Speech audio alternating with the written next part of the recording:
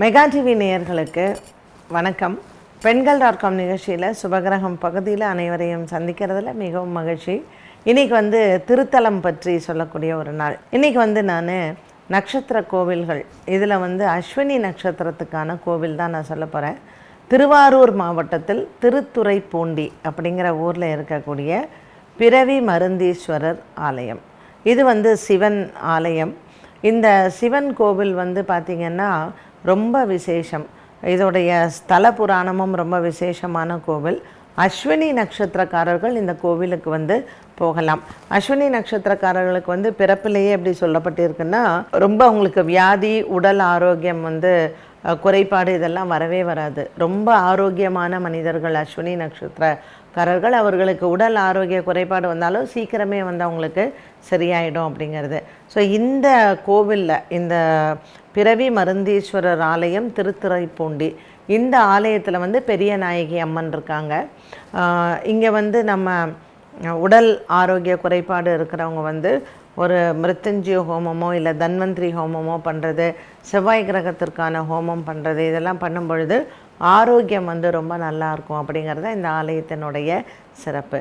சரி, இந்த ஆலயத்தினுடைய சிறப்பு என்ன, சிவனுக்கான இந்த ஆலயத்தில் ஸ்தல வரலாறு என்ன அப்படின்னு பார்த்தீங்கன்னா, இந்த ஆலயத்தில் என்ன சொல்லப்பட்டிருக்கு அப்படின்னு பார்த்தீங்கன்னா, இந்த சிவன் கஜ சம்ஹார மூர்த்தி அப்படின்னு பேர் இவருக்கு. இங்கே யார் தினமும் இந்த ஈஸ்வரனை வழிபாடு செய்கிறாங்கன்னா, மருத்துவ தேவதைகளும் அஸ்வினி தேவதைகளும் இங்கே தினமும் ஈஸ்வரனை பூஜை பண்ணுறாங்க. அதனால் இங்கே நோய் இருக்கிறவங்க போய் ஒரு தன்வந்திரி ஹோமமோ இல்லைங்க செவ்வாய் கிரகத்திற்கான ஹோமோ, சனி நிவர்த்திக்கான ஹோமோ பண்ணால் அவங்களுக்கு நல்லாயிடும் அப்படிங்கிறது இந்த ஸ்தலத்தினுடைய ஒரு பெருமை. கஜ சம்ஹார மூர்த்தின்னு இங்கே சிவபெருமானுக்கு பேர். இவர் மேற்கு நோக்கி அருள் பாலிக்கிறார். தாருகா வனத்தில் ரிஷிகள் எல்லாருமே தபஸ் பண்ணிட்டு இருந்தா.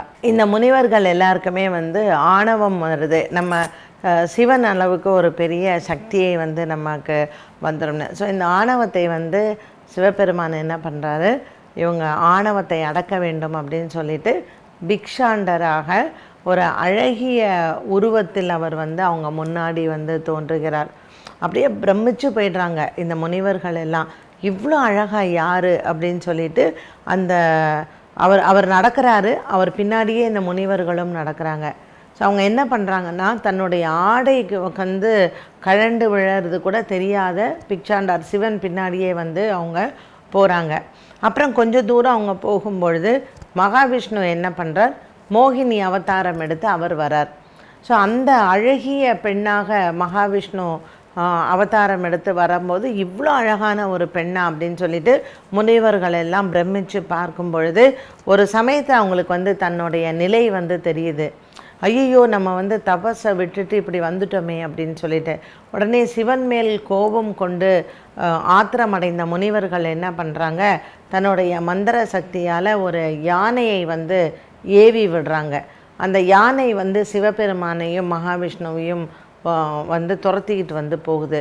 ஸோ அந்த மந்திர சக்தியினால் ஆன அந்த யானை ஓடும் பொழுது சிவபெருமான் என்ன பண்ணுறாரு, அந்த யானையை கொன்று அதனுடைய தோலை உரித்து அவர் ஆடையாக அணிந்து கொள்கிறார். அப்போ தான் இந்த முனிவர்களுக்கெல்லாம் தான் செய்த தவற்றை உணர்ந்து சிவபெருமான்கிட்ட அவங்க மன்னிப்பு கேட்குறாங்க. அதனால் அவருக்கு கஜ சம்ஹார மூர்த்தி, யானையை கொன்றவர், அந்த தோலை ஆடையாக அணிந்தார். ஸோ கஜ சம்ஹார மூர்த்தி அப்படிங்கிற பெயர் இந்த சிவபெருமானுக்கு வந்தது. அப்புறம் முனிவர்களும் தங்களுடைய தவறை உணர்ந்து சிவபெருமானிடம் மன்னிப்பு கேட்டார் அப்படிங்கிறது இந்த ஸ்தலத்தினுடைய வரலாறு. ஸோ இன்னொரு வரலாறு என்ன சொல்லுது இந்த கோவிலை பற்றி அப்படின்னு பார்த்தீங்கன்னா, ஜல்லிகை அப்படின்னு ஒரு அரக்க குல வம்சத்தில் ஒரு பெண் இருந்தாள். அவளுடைய கணவர் பெயர் விருப்பாட்சகன் அப்படின்னு பேர். இவங்க எல்லாமே ராட்சச குலத்தில் இருக்கிறாங்க. அந்த ஜல்லிகை பயங்கர ஒரு சிவபக்தி உடையவள். இவன் மனிதர்களை விழுங்கி தின்னக்கூடிய ஒரு ராட்சசன், இந்த விருப்பாட்சசன் அப்படின்னு சொல்லக்கூடியவன்.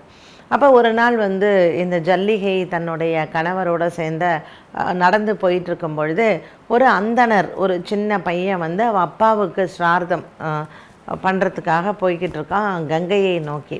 அப்போ இந்த விருப்பாட்சகன் அந்த அந்தணர் பையனை விழுங்கணும் அப்படிங்கும் பொழுது மனைவி ஜல்லிகை சொல்கிறா, ஒரு அந்தணனை நீ விழுங்கினால் உனக்கு வந்து அந்த உணவு வந்து விஷமாக மாறிடும், நீ செத்து போயிடுவ, அதனால் அந்த பாவத்தை வந்து செய்யாத அப்படிங்கிறா. இல்லை இல்லை எனக்கு பசிக்கிறது, கண்டிப்பாக நான் அந்த பையனை வந்து தின்னதான் செய்வேன்னு சொல்லிட்டு அந்த அந்தணர் பையனை வந்து அந்த விருப்பாட்சகன் அப்படின்ற ராட்சசன் வந்து விழுங்கிடுறான். உடனே அவனுடைய உடம்பில் வந்து விஷமேறி அவன் இறந்து போயிடுறான் அந்த ராட்சசன். ஸோ ஜல்லிகை வந்து பார்வதி தேவியிடனும் சிவபெருமானும் இந்த ஆலயத்தில் வந்து வழிபாடு செய்து, என்னுடைய கணவர் வந்து நல்லவர் இல்லை, அவர் வந்து நான் சொன்னதை வந்து கேட்கலை, இருந்தாலும் அவரை வந்து நீங்கள் மன்னிக்க மாட்டாயான்னு சொல்லிட்டு இங்கே இருக்கக்கூடிய பார்வதி தேவி கிட்ட அவள் அழறா. ஸோ பக்தை வந்து ரொம்ப மனசு விட்டு அழும் பொழுது தன்னுடைய சிவனை வந்து உண்மையான ஒரு பக்தியோடு அவன் நேசிக்கிறா ஜல்லிகை. அதனால் பார்வதி தேவி பெரிய நாயகி அம்மன் வந்து அவள் முன்னாடி வந்து தோன்றுகிறாள். ஸோ தோன்றி பெரிய நாயகி அம்மன் வந்து சொல்கிறா, கவலைப்படாத, உன்னுடைய சிவபக்தியை நான் வந்து பாராட்டுகிறேன், உன்னுடைய மனசும் ரொம்ப நல்லது, நீ ராட்சச குலத்தில் நீ பிறந்தா கூட சிவனிடத்தில் ஒரு உண்மையான பக்தி இருந்ததுனால உன்னுடைய கணவனை நான் உயிர் பிழைக்க செய்கிறேன் அப்படின்னு சொல்லிட்டு இறந்த கணவனுக்கு உயிர் பிச்சை கொடுக்கிறார். அந்த விருப்பாட்சகன் முழுங்கினான் இல்லையா ஒரு சிறுவன், அவனும் அவன் வயத்தில் இருந்தவனை அம்பாள் வந்து உயிர் செய்கிறாள்.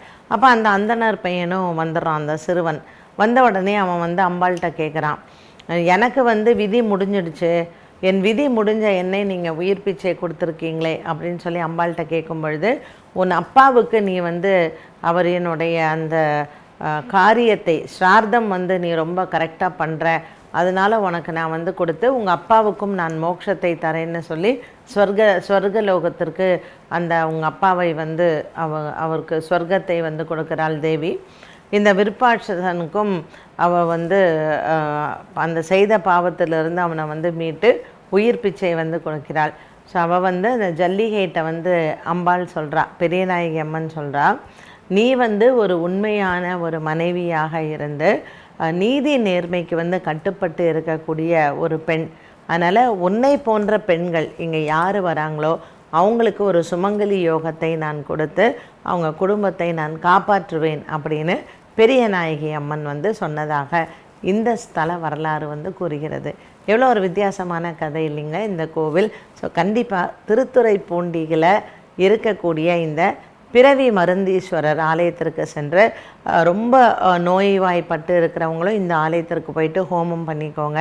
ஸோ இந்த கோவில் பிறவி மருந்தீஸ்வரர் ஆலயத்தில் பெரிய நாயகி அம்மனும் ரொம்ப விசேஷமானவங்க. ஸோ நவராத்திரி சமயம் ரொம்ப ரொம்ப முக்கியம், சிவராத்திரி வந்து இங்கே ரொம்ப ரொம்ப முக்கியம், அதே மாதிரி மார்கழி மாதத்தில் வரக்கூடிய திருவாதிரை, இந்த நாட்களில் நீங்கள் சென்று சிவனையும் பார்வதியும் வணங்கலாம். திருவாரூரில் இருக்கிறவங்களும் கண்டிப்பாக திருத்துறைப்பூண்டி சென்று இந்த ஆலய தரிசனத்தை பாருங்கள். அஸ்வினி நட்சத்திரக்காரர்கள் உங்களுடைய ஜென்ம நட்சத்திரம் அஸ்வினி நட்சத்திரத்தன்று இந்த ஆலயத்திற்கு சென்று சிவனுக்கு அர்ச்சனை பண்ணிட்டு வாங்க. உங்களுக்கு என்றைக்குமே நோய் என்பது கிடையவே கிடையாது. நோயற்ற வாழ்வே குறைவற்ற செல்வம், இது எல்லாருக்குமே தெரிந்த ஒன்று தான். ஸோ இந்த ஆலயத்தினுடைய சிறப்பு இது. என்ன நேயர்களே, இன்றைய இந்த ஆலய தரிசனம் இல்லை இந்த ஆலயத்தினுடைய கதை ரொம்பவுமே ஒரு அருமையான கதையாக அமைந்தது. மீண்டும் உங்களை சந்திக்கும் வரை நன்றி, வணக்கம்.